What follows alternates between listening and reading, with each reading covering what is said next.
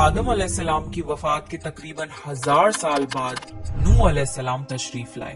آدم علیہ السلام کے بعد کی نسلیں بہت نیک تھیں، پر تقریباً 1000 سال بعد شیطان نے ان لوگوں کو بہکایا کہ کچھ نیک اور بزرگ لوگوں کو یاد رکھنے کے لیے ان کے بت بنا لو، تو لوگوں نے کچھ بزرگوں کو عزت دینے کے لیے ان کے بت بنا لیے۔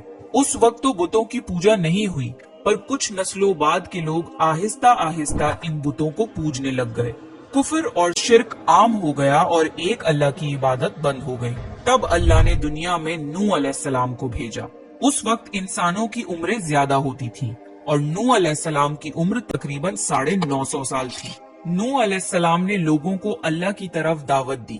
سورہ نوح میں اللہ فرماتا ہے، یقیناً ہم نے نوح کو ان کی قوم کی طرف بھیجا کہ اپنی قوم کو ڈراؤ اور خبردار کر دو، اس سے پہلے کہ ان کے پاس دردناک عذاب آئے۔ نوح علیہ السلام نے اپنی قوم سے فرمایا، اے میری قوم، میں تمہیں صاف صاف ڈرانے والا ہوں، تو تم اللہ کی عبادت کرو اور اس سے ڈرا کرو اور میرا کہنا مانو، تو وہ تمہارے گناہ بخش دے گا۔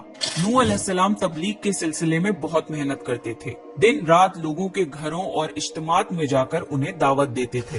نوح علیہ السلام لوگوں کو پرائیویٹلی اور پبلکلی سمجھاتے، یہاں تک کہ انہیں یہ کرتے کرتے 950 سال گزر گئے، پر صرف چند لوگوں کے سوا کوئی ایمان نہیں لایا۔ نوح علیہ السلام کی قوم ان کا مذاق بناتی تھی اور کہتی تھی کہ اگر تم سچے ہو تو جس عذاب کا تم ہم سے وعدہ کرتے ہو اس کو لے آؤ۔ نوح علیہ السلام کی قوم سال در سال برائی میں آگے بڑھتی گئی اور نوح علیہ السلام کو پریشان کرتی رہی اور کوئی ایمان نہ لایا، صرف کچھ لوگوں کو چھوڑ کر۔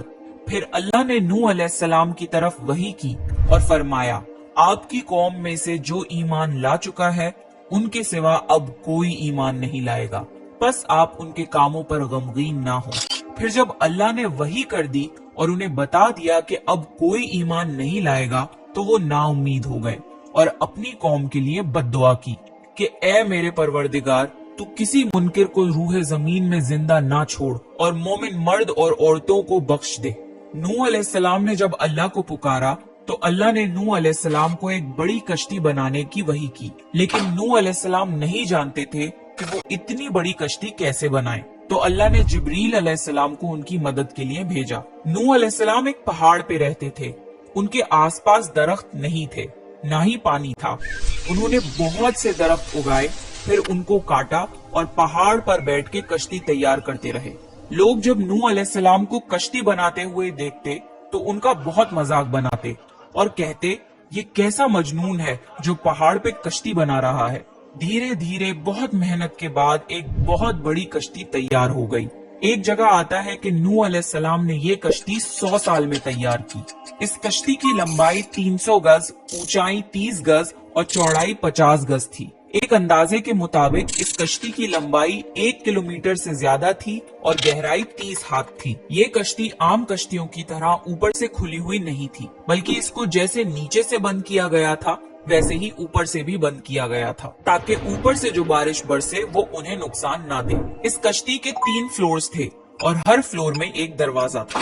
اللہ نے نوح علیہ السلام کو حکم دیا کہ مومنوں کو اور اپنے گھر والوں کو اور زمین پر بسنے والے تمام جانوروں کا جوڑا جوڑا اس کشتی میں سوار کر لو۔ پھر اللہ نے آسمان اور زمین میں سے پانی کھول دیا اور سیلاب آ گیا۔ اس سیلاب نے دنیا میں رہنے والے انسان اور جانور سب کو غرق کر دیا۔ طوفان کا پانی پہاڑوں سے بھی اوپر ہو گیا اور صرف نوح علیہ السلام کی کشتی اس طوفان میں باقی رہی۔ صرف وہی لوگ اور جانور بچے تھے جو کشتی پر سوار تھے۔ اتنے بڑے نبی ہونے کے باوجود نوح علیہ السلام کا بیٹا کشتی پر نہ آیا۔ نوح علیہ السلام نے اسے پکارا کہ میرے بیٹے اس کشتی میں آ جا اور کافروں کا ساتھی نہ بن، لیکن اس نے کہا کہ میں کسی پہاڑ کی چوٹی پر پناہ لے لوں گا جو مجھے اس پانی سے بچائے گی۔ نوح علیہ السلام نے فرمایا کہ آج اللہ کے حکم سے کچھ بچنے والا نہیں مگر وہ ہی جس پہ اللہ رحم کرے۔ باپ اور بیٹے کے درمیان یہ گفتگو جاری تھی کہ ایک طوفانی موج نے ان کے بیٹے کو غرق کر دیا۔ جب نوح علیہ السلام کے سامنے ان کا بیٹا غرق ہو گیا تو ان کی آنکھوں میں آنسو آ گئے اور وہ پکار اٹھے، اور تو نے مجھ سے وعدہ کیا تھا کہ میرے گھر والوں کو نجات عطا فرمائے گا، اور تو تمام حاکموں میں سے بہتر حاکم ہے، لہٰذا یہ ناممکن ہے کہ تیرا وعدہ پورا نہ ہو۔ اللہ نے فرمایا، اے نوح، وہ تیرے اہل سے نہیں تھا کیونکہ وہ کافر تھا۔ کفر نسب کو ختم کر دیتا ہے۔ اللہ نے نوح علیہ السلام سے فرمایا کہ آپ ہرگز وہ چیز نہ مانگیں جس کا آپ کو علم نہیں۔ نوح علیہ السلام یہ بات سمجھ گئے اور فوراً اللہ سے توبہ کی۔ فرمایا، اے میرے پروردگار، میں تیری ہی پناہ چاہتا ہوں اس بات سے کہ تجھ سے وہ مانگوں جس کا مجھے علم نہیں۔ اگر تو مجھے نہ بخشے گا اور مجھ پر رحم نہ کرے گا تو میں خرابی والوں میں ہو جاؤں گا۔ کشتی نوح علیہ السلام اور ان کے ساتھیوں اور سارے جانوروں کی نسل کو لیے پانی کی تیز لہروں پر بلندی سے چل رہی تھی، مگر زمین پر موجود ہر چیز، انسان، جانور، پرندے غرق ہو چکے تھے۔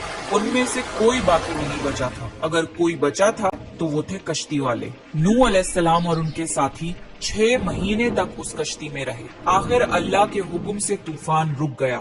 اللہ نے زمین کو حکم دیا کہ وہ پانی نگل جائے۔ زمین نے سارا پانی نگل لیا اور زمین خشک ہو گئی اور کشتی پہاڑ پر جا کر ٹھہر گئی۔ اب انہیں حکم ہوا کہ سلامتی کے ساتھ کشتی سے اتر آئیے، آپ سب پر برکت نازل ہوگی اور ان نسلوں پر بھی جو آپ سے پیدا ہوں گی۔ پھر صرف نوح علیہ السلام سے آگے کی نسل شروع ہوئی اور زمین میں ان کی اولاد کے علاوہ کسی اور کی نسل باقی نہ رہی۔ سارے جانوروں کی نسلیں بھی یہیں سے پھر سے پیدا ہوئی۔ نوح علیہ السلام کے 3 بیٹے تھے، سام، حام اور یافز، جن سے دنیا کی نسل آگے بڑھی۔ سام کی اولاد گندمی رنگ کی تھی۔ عرب ممالک سیریا، فلسطین اور اسرائیل کے لوگ سام کی اولاد ہیں۔ حام کی اولاد کالی رنگت کی تھی۔ افریقہ، ایبوریجنل آسٹریلیا، انڈیا، ایجپٹ اور سوڈان کے لوگ حام کی اولاد ہیں۔ گوری رنگت کے لوگ یافز کی اولاد ہیں۔ چائنا، جاپان، کوریا اور یورپ کے لوگ یافز کی نسل ہیں۔ نوح علیہ السلام کا چوتھا بیٹا جو ایمان نہ لانے کی وجہ سے برباد کر دیا گیا تھا، اس کا نام کنعان تھا اور اس سے کوئی نسل آگے نہیں بڑھی۔ قرآن میں اللہ نے فرمایا، اور ہمیں نوح نے پکارا تو دیکھ لو کہ ہم کیسی اچھی دعا قبول کرنے والے ہیں۔ ہم نے اسے اور اس کے فرما برداروں کو اس زبردست مصیبت سے بچا لیا اور اس کی اولاد ہم نے باقی رہنے والی بنا دی۔ طوفان کے بعد نوح علیہ السلام 350 سال زندہ رہے، پھر نوح علیہ السلام فوت ہو گئے۔ نوح علیہ السلام کی کشتی آج بھی موجود ہے۔ ریسرچرز نے ترکی میں اس کشتی کو ڈھونڈ لیا ہے۔ قرآن میں اللہ نے فرمایا، اور بے شک ہم نے اس واقعے کو نشانی بنا کے باقی رکھا۔ بس ہے کوئی نصیحت حاصل کرنے والا؟ لوگ سٹوریز کو تو ڈینائی کر سکتے ہیں پر ایویڈنسز کو ڈینائی نہیں کر سکتے۔ نوح علیہ السلام کی یہ کشتی ایک بہت بڑا ایویڈنس ہے اس پورے واقعے کا۔